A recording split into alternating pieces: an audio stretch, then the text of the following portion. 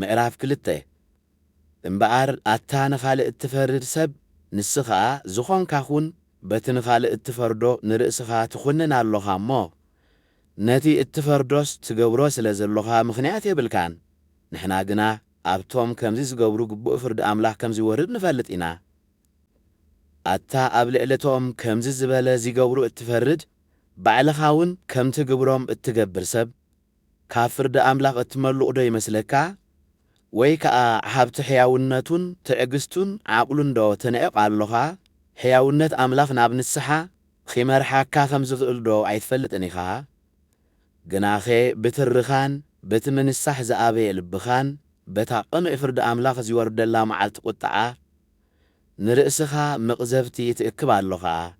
ከመይ እግዚኣብሔር ንነፍሲ ወከፍ ከከም ግብሩ ኺፈድዮ እዩ።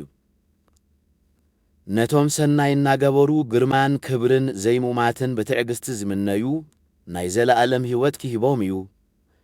ነቶም ንዓመፃ እምበር ንሓቂ ዘይእዘዙ ፈተውቲ ርእሶም ግና ቁጣዓን መዓትን ኪወርዶም እዩ።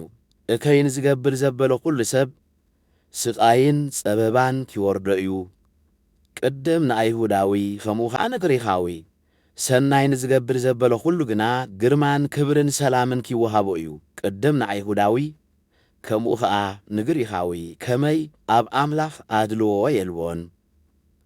እቶም ብዘይ ሕጊ ሙሴ ሓጢኣት ዝገበሩ ዘበሉ ብዘይ ሕጊ ሙሴ ኺጠፍኡ እዮም። እቶም ሕጊ ሙሴ ኸለዎም ሓጢኣት ዝገበሩ ዘበሉ ኸዓ በቲ ሕጊ ሙሴ ኺፍረዱ እዮም።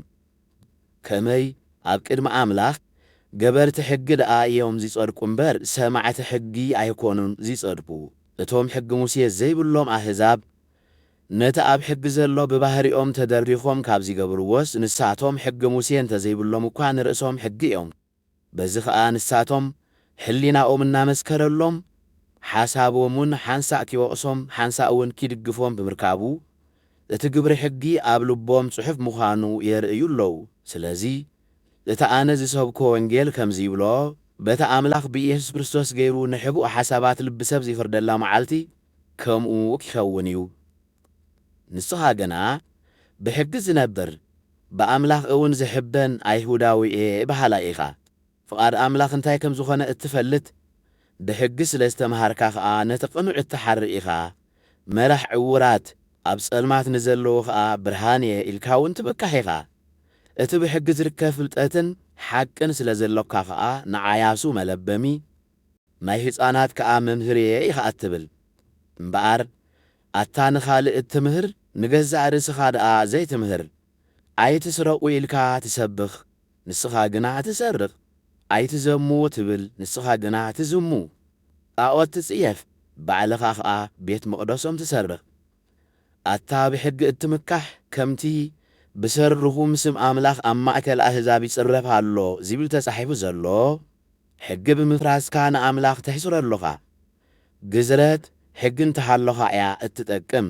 ሕጊ እንተፍረስካ ግና እታ ግዝረት ዘይግዝረት እያ እትኸውን።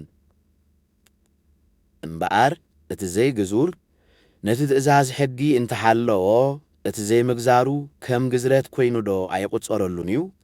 እቲ ብስጋ ዘይተገዝረ ኽነሱ ሕጊ ዝሕሉ ንዓኻ ጽሑፍ ሕግን ግዝረትን ከለካ ሕጊ እተፍርስ ትፈርደካ እዩ።